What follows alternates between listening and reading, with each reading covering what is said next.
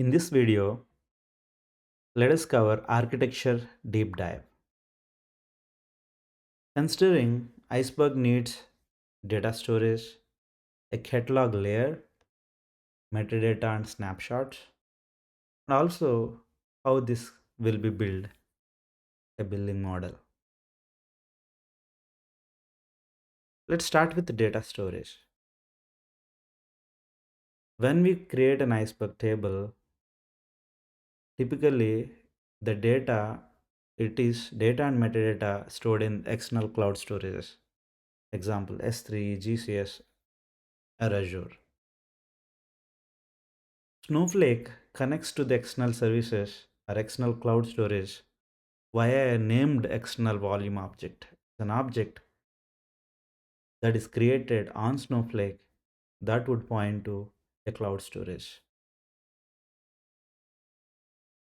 There is no cost from Snowflake on the storage side. It is built directly by your cloud provider because the data and the metadata resides in the cloud storage. Snowflake supports cross cloud, cross region deployment. What it means, your Snowflake account is in Azure, but you have data in S3 in AWS. Snowflake should be able to read the data from S3 region from Azure account. Similarly, it can also support cross region. If your account is in East, but your data is in West or Central, Snowflake has the ability to read and write the Iceberg data through the external volume object. That's on the storage side. Let's cover the catalog layer. So the Iceberg layer is the first architectural layer for the Iceberg spec. It stores the current metadata pointer for each table. It supports the atomic pointer updates for consistency. The options of catalogs, you have Snowflake as a catalog, you call it as Horizon catalog, or external catalogs via catalog integration, which means you can create, you have your Iceberg tables created on Unity catalog or Polaris catalog or any other Iceberg supported catalogs. You should be able to query that from Snowflake. Let's see metadata and snapshots section. Snapshot based querying model. Each commit is a snapshot. Data files mapped via manifest and metadata files. This is typical Iceberg architecture. The way the Iceberg can be referred is from a metadata file that will be the latest file pointed out from the catalog that goes to a manifest list. The manifest list will have manifest files. Each manifest file will point to the actual data files.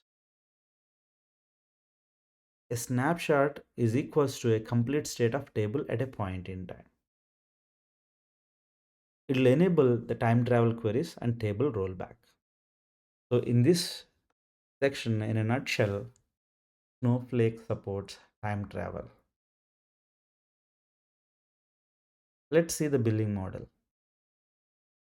The virtual warehouse compute plus cloud services built by the Snowflake. When you query an Iceberg table, because it doesn't charge for the data storage, it needs compute, so it bills for the compute, which is your virtual warehouse compute credits. And also, it uses the cloud services to interact with external storage objects via the external volume object. It also bills for the cloud services. Storage billed directly by cloud provider. So Snowflake doesn't bill your storage. Cross region transfer billed as the data lake transfer type. Obviously, There is egress cost involved when you are transferring data from cross region or cross cloud. So there are charges for your cross transfer, cross data transfer if you are querying the data from one region to another region or one cloud to another cloud. Automated refresh and external query engine usage is also built.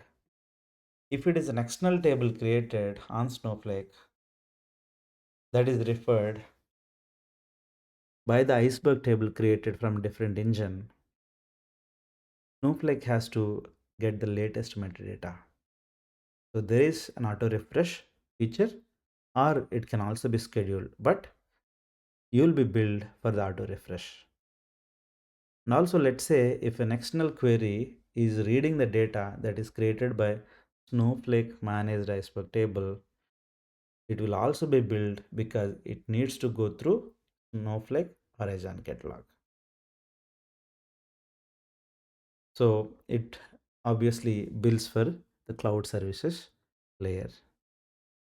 In a nutshell, Snowflake Iceberg tables have relation with the data storage and the catalog to query, also supports time travel, and when it comes to billing model, it is primarily bills for the virtual warehouse compute and the cloud services layer, but not the storage. That's about the architecture of the Iceberg tables on Snowflake.